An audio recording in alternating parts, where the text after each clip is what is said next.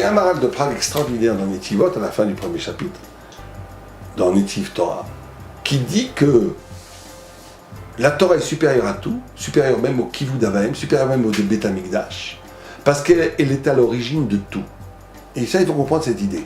Il dit tout le rapport aux parents, le rapport même au temple de Jérusalem, c'est encore entremêlé de matière.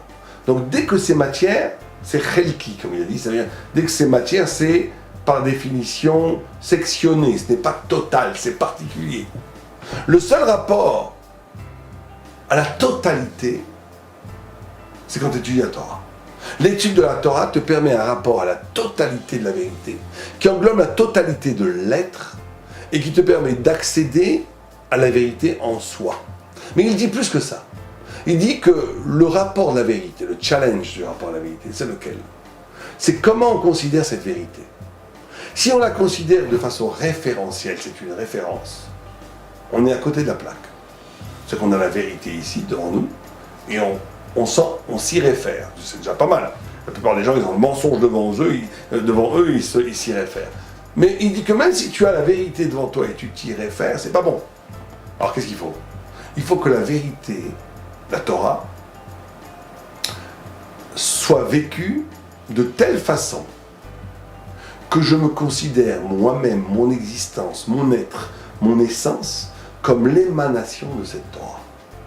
Et c'est pour ça qu'il met en concurrence le Kivud Avaim et l'étude de la Torah. Et le Kivud Avaim, le respect des parents, c'est très important. Mais le respect des parents t'amène à Dieu, dit-il. Mais il dit que ça sera toujours inférieur du rapport à la Torah. C'est pour ça qu'on peut étudier la Torah en négligeant le respect des parents. On peut abandonner son père et sa mère pour aller étudier la Torah. Pourquoi? Parce qu'il dit le rapport parental aux parents, c'est magnifique. Mais c'est encore une illusion, une illustration d'un rapport plus profond qu'est le rapport à la Torah. Parce que, en dernière instance, ce qui est ta mère et ton père, c'est pas simplement ton père et ta mère biologique, même spirituelle. C'est la Torah comme voix de Dieu, voix avec un X, c'est-à-dire la parole de Dieu, qui a créé la totalité de l'être. Et donc il a aussi créé cette parole, cette Torah, elle a aussi créé le père et la mère qui t'a créé. Et donc il y a une façon de vivre la vérité, non pas comme référence intellectuelle, mais comme origine existentielle. Quand la Torah est vécue comme le fond même de l'apparition de mon être à ma propre lumière, quand la Torah est vécue, et quand la Torah, l'étude de la Torah se confond avec la conscience d'apparaître au monde, on arrive au point névralgique de la compréhension de la Torah. Mais tant qu'il y a moi et Torah, et que la Torah même c'est les respecter et les références, alors notre être est lui-même attaché aux modalités de l'être, c'est-à-dire de la matière, qui brouille la clarté de la vérité. Pour arriver à la clarté intégrale de la vérité, il faut presque se dissoudre dans cette vérité. Et comment on se dissout dans cette vérité? On n'est pas des gens qui font de la transe et qui s'oublient, pas du tout.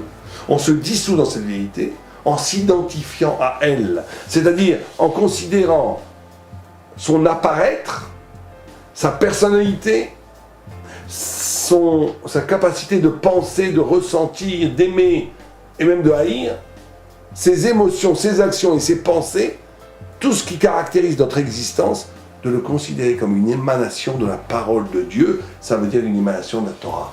Et quand on est capable de ce travail d'identité avec la vérité est saisie dans une clarté éblouissante, qui n'a plus aucun rapport avec la façon de la saisir comme en dehors de nous, comme une référence. Et c'est ça le propre de l'étude de la Torah. C'est pour ça qu'il faut étudier la Torah, Atmada, presque jusqu'à l'évanouissement.